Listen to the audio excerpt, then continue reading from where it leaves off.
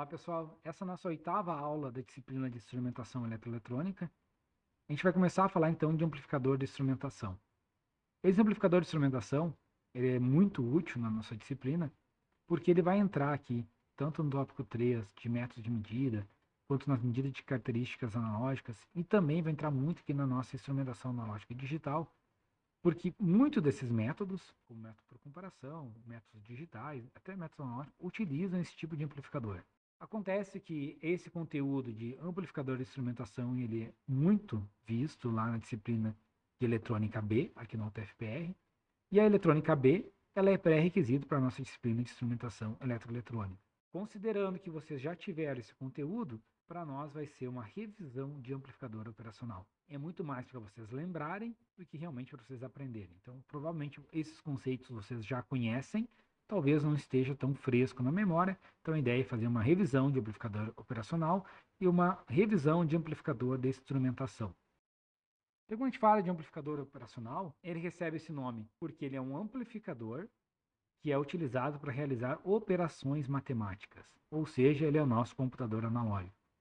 Pode ser o nosso ampliop lá do tempo da válvula ou o nosso ampliop atual aqui em silício integrado. Então, amplificador operacional ou um amplificador que faz operações matemáticas. A estrutura interna de um amplificador operacional básica é ter uma entrada inversora, uma entrada não inversora. Então, ele tem aqui um amplificador ABJT, nos mais antigos, nos mais modernos, a MOSFET. A ideia disso aqui é fazer essa subtração entre a entrada inversora e entrada não inversora. Ele é alimentado normalmente por um par de alimentação que pode ser alimentação simétrica entre mais VCC e menos VCC, ou single supply, onde nós temos uma tensão mais e uma tensão zero. Normalmente a saída dele, ele tem um amplificador de baixa impedância para conseguir aqui então ter uma corrente de saída maior. Então normalmente entrada diferencial, alta impedância de entrada, saída proporcional à diferença das entradas, porém com uma baixa impedância de saída. Então, quando a gente faz isso com BJT, normalmente a gente utiliza uma topologia aqui de seguidor emissor por causa da característica de baixa impedância de saída. Então, um ampliop ideal tem uma impedância de entrada infinita, uma impedância de saída nula e um ganho diferencial infinito. Acontece que o ampliop real, ele então vai ter uma altíssima impedância de entrada, que na ordem de mega ohms, mas não infinita. Ele vai ter uma baixa impedância de saída, na casa aqui, 100 ohms, mas não zero. Ele tem também um ganho de tensão na ordem de 160 dB, um ganho diferencial, mas não é um ganho infinito. E esse ganho também depende da frequência. No ideal, a gente desconsidera essa relação entre frequência. Também, quando a gente trabalha com o ampliop ideal, a gente considera que ele não tem um consumo de potência, porém, no ampliop real, ele consome uma baixa potência na ordem de miliwatts, mas consome potência. As principais especificações de um ampliop real, a gente pode falar da sua alimentação. Tipicamente, ampliops são alimentados aqui na ordem de mais e menos 15, e normalmente tensões acima de mais e menos 18 levam à queima desse componente, então danificam ele com tensões maiores que 18 volts. E normalmente as saídas, como a gente alimenta com 15 volts, os ampliops têm uma certa queda. Então, para trabalhar com sinais na ordem aqui de mais e menos 15, as saídas dos ampliops aqui está até 10 volts, mas dá para trabalhar um pouco mais, tá? Normalmente tem 1 a 2 volts de queda. Então, a gente consegue trabalhar aqui na ordem de mais ou menos 13 volts na saída, porque internamente ele tem uma queda. Existem alguns ampliops, chamados rail to rail, onde a faixa de saída e de entrada está na mesma faixa da alimentação. Então, alimentando com mais e menos 15, a gente vai poder ter saídas na ordem de mais e menos 15. Esses são chamados rail to rail. Aqui tem um exemplo, que é o LM6132 da National, e nós temos também os chamados single rail, onde eles garantem um dos rails, então uma das bordas. Nós temos, por exemplo, o LM358, onde alimentado com 0 e 15, a gente vai ter saídas na ordem de 0 e 13. Então o 0 ele garante, esse aqui ele garante o inferior, então alimentando, vamos dizer, com 0 e 15, a nossa saída vai ter alguma coisa próximo de 0 e 13. A gente consegue o 0, porém ele tem aquela queda típica dos ampliops. Então, ampliops normais, nós temos uma queda típica de 1 a 2 volts na entrada e saída. estão alimentando com mais menos 15, a gente vai ter uma coisa mais ou menos 13. Ampliópios do tipo rail to rail não tem essa queda, então alimentando com mais ou menos 15, a gente vai ter saída de mais ou menos 15. E os chamados single rail, a gente vai ter queda em apenas um dos pontos. Então alimentando com 15 e 0, a gente vai ter alguma coisa próximo de 13 e 0. O ganho de malha aberta, como a gente viu, idealmente ele é infinito, e na prática ele é muito grande, tá? Então, normalmente acima de 160 dB, mas ele também depende da frequência. Esse ganho de malha aberta, então, é a relação ganho de tensão, que é a relação entre VIN e Vout, e o nosso VIN é a diferença lá das duas entradas, entrada inversora e não inversora. Por isso, como é volt por volt, ele é adimensional. Os datasheets normalmente trazem isso em dB, ou em volt por microvolt, volt por milivolt, porque apesar de ser adimensional, eles fazem isso porque seria um valor muito grande, né? Então, quando a gente vê esse ganho aqui, idealmente ele é, tá aqui o nosso ganho ideal, porém ele tem uma atenuação com a frequência. Isso faz nós termos um ganho flat aqui na parte antes da frequência de corte, e nós temos um ganho que vai da nossa frequência de corte até a frequência chamada F1. Essa F1 é chamada de frequência de ganho unitário. É a frequência onde o nosso ganho vai valer 1. A gente vai considerar que o produto frequência e ganho é constante. Então a gente faz que esse ganho na F1 ganha 1 e a gente consegue estimar o ganho que a gente vai ter durante toda essa queda aqui, fazendo essa questão, que o produto da frequência versus o ganho é constante. Nós temos também a questão do offset, isso nos ampliópios mais modernos é bem baixo, nos ampliópios mais antigos tinha algum problema. É a questão da operação de modo comum. Então, vamos colocar a mesma tensão aqui na entrada inversora e na não inversora, o ganho AV é a diferença entre essa tensão menos essa tensão. Então, idealmente, a tensão de saída é nula. O que acontece é que, na prática, eles têm uma pequena tensão aqui de offset, que é muito baixo. Tá? Essa tensão de offset, ela depende também da temperatura, normalmente aqui de 1 a 10 microvolts para cada grau Celsius que varia, e também depende do tempo.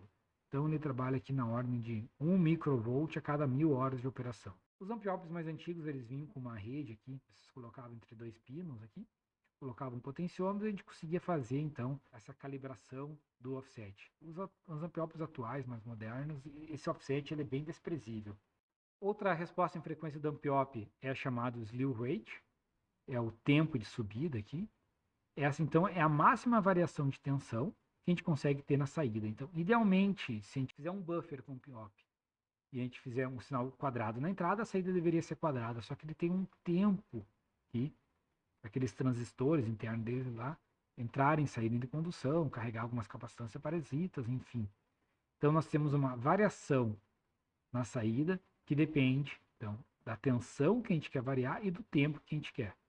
Ampliópios comuns, aí, como o 741, tem um slew rate na ordem de 0,5 volts para cada microsegundo. O TL084, que é o ampliópio antigo e comum de encontrar, ele já tem um slew rate bem melhor, na casa de 13 volts para cada microsegundo. Esse slew rate, a gente consegue então perceber uma distorção nele aplicando o sinal senoidal. Então, se a gente aplicar aqui uma senoide de pico mais 7.5 e menos 7.5, a frequência máxima que esse sinal de saída vai ter vai depender da slew rate. Então, a gente tem aqui que para uma senoide, a taxa de variação dela é 2π vezes a frequência da senoide, vezes a tensão de pico da senoide. Então, o nosso slew rate, quando ele for menor que a taxa de variação da senoide, ele vai operar com distorção. Então, a gente equivale aqui a variação da senoide com a taxa de slew rate. A gente consegue isolar aqui a frequência máxima para um sinal senoidal, depende do seu slew rate, quanto maior o slew rate, melhor a frequência, dividido por 2π a tensão de pico. Então, para a gente fazer uma senoide, a gente pode diminuir a tensão de pico ou utilizar um ampliop com maior slew rate. Esse aqui é considerado a largura de banda para grandes sinais de ampliop. Então, para um sinal de grande amplitude, como uma senoide, a gente pode estimar, então, a largura de banda do ampliop. Então, aqui tem um gráfico, onde a gente tem aqui a largura para grandes sinais, dependendo da tensão de pico. Então, a gente tem aqui para um slew rate de 0,5 volts por microsegundo, para um slew rate de 5 volts por microsegundo e para um slew rate de 50 volts por microsegundo. A gente vai aumentando a tensão da senoide, a gente vai diminuindo a largura de banda. A gente vai diminuindo a tensão, a gente aumenta a largura de banda de grandes sinais para o ampliop. Depois dessa revisão de ampliop, a gente pode então entrar no amplificador de instrumentação. A ideia do amplificador de instrumentação é ser um amplificador diferencial, ou seja, ele vai fazer a subtração, e ele vai ser otimizado para performance em sinal alternado.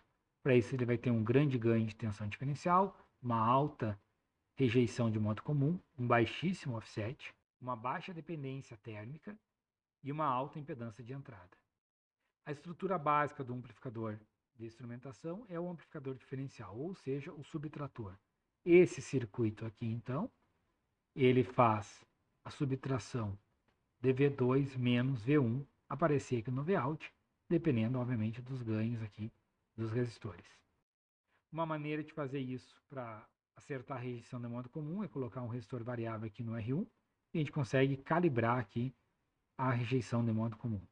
Porque sempre tem uma pequena diferença aqui, ou do ampliop ou dos resistores. Então a gente consegue fazer esse ajuste aqui.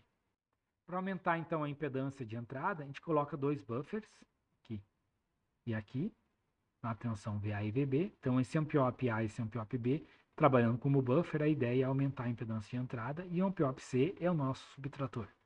Outra modificação que a gente faz nos buffers é colocar o R3 aqui e o RG, para que a gente tenha um ganho variável. Então esse resistor aqui, RG, ele vai dar o ganho do nosso sinal. Então essa aqui é a estrutura básica de um amplificador de instrumentação com ganho ajustável. O que acontece é que muitos CI de fabricante, ele já traz isso aqui pronto, ó, toda essa estruturinha lá, que é o subtrator, os ampiops de buffer com seus resistores, e ele deixa externo aquele RG. Então esse resistor RG, a gente consegue, usando um CI integrado, tem tudo isso dentro, a gente somente precisa botar o RG para fazer a seleção do ganho. Então aqui tem alguns exemplos de amplificador de instrumentação, como o LH, o AS, o LF, e também os INA 128 e INA 129 são amplificadores de instrumentação bem comuns aqui. Então aqui o INA 128 e 129, o 128 tem um ganho, que os resistores internos aqui estão 2 de 25, então por isso 50K. E o 129 aqui são resistores de 24,7 kΩ, então nós temos um ganho de 49,4. E o RG é aquele resistor de ganho que é externo. Uma questão importante, a gente pode comentar aqui nos amplificadores de instrumentação, é quando a gente tem aqui a utilização de cabos blindados, como o cabo coaxial. É utilizado esse tipo de cabo para aumentar a rejeição de modo comum, ou seja, o que é comum a todos os terminais é o ruído. Então a ideia de diminuir o ruído, muitas vezes se usa cabo blindado, como cabo coaxial, triaxial. O que acontece? Esses cabos, eles têm um problema que aquela blindagem dele faz com que esse aumente a capacitância de entrada. Ao colocar uma capacitância de entrada maior, a gente muda a resposta em frequência do sinal. Então a gente diminui, a gente degrada a resposta em frequência do sinal. Outra questão é que, se houver um desbalanço na resistência interna da fonte, vai fazer com que o sinal que era comum, o sinal de ruído, não seja visto como um sinal comum, mas sim um sinal diferencial. Ou seja, se houver um desbalanço entre os terminais, pode ser que o ruído num terminal ou no outro seja diferente. Ou seja, vai aparecer como sinal diferencial. E isso pode, então, reduzir ainda mais o benefício do uso da blindagem. Então, existe uma técnica chamada de bootstrapping, que a ideia dela é reduzir a capacitância do cabo e fazendo melhorar a rejeição de modo comum para o sinal alternado. Ou seja, vai reduzir o ruído do nosso sistema e vai reduzir a capacitância do cabo. Então é utilizada essa técnica aqui, de guard driving, para fazer com que aquele resistor de ganho RG seja dividido em duas partes iguais, e aí a gente usa um buffer aqui para jogar de volta lá no cabo. Então a ideia é pegar aquele nosso resistor RG, vai fazer RG dividido por 2, então RG vai ser dividido em duas partes, e a ideia é usar esse amp-op aqui para fazer o bootstrapping do cabo, ou seja, da malha do cabo. Então dessa maneira aqui no nosso cabo coaxial, ó, nós temos os dois sinais entrando aqui, lá no nosso circuito de amplificação, um aqui e o outro aqui. A gente pega o nosso resistor RG, divide ele em dois, joga nesse sinal, e essa saída do amp-op é jogado lá na malha do cabo coaxial. E isso aqui, esse circuito de guard, vai melhorar então a nossa rejeição de modo comum. Então lá o INA 116, o amplificador de instrumentação, ele tem aqui, ó, dois terminais de guarda, que é o pino 2 e o 4, são os terminais de guarda para o pino 3. E o pino 5 e o pino 7 são os terminais de guarda para o pino 6. Ou seja, entrada inversora, entrada não inversora, com esses circuitos de drive guarding.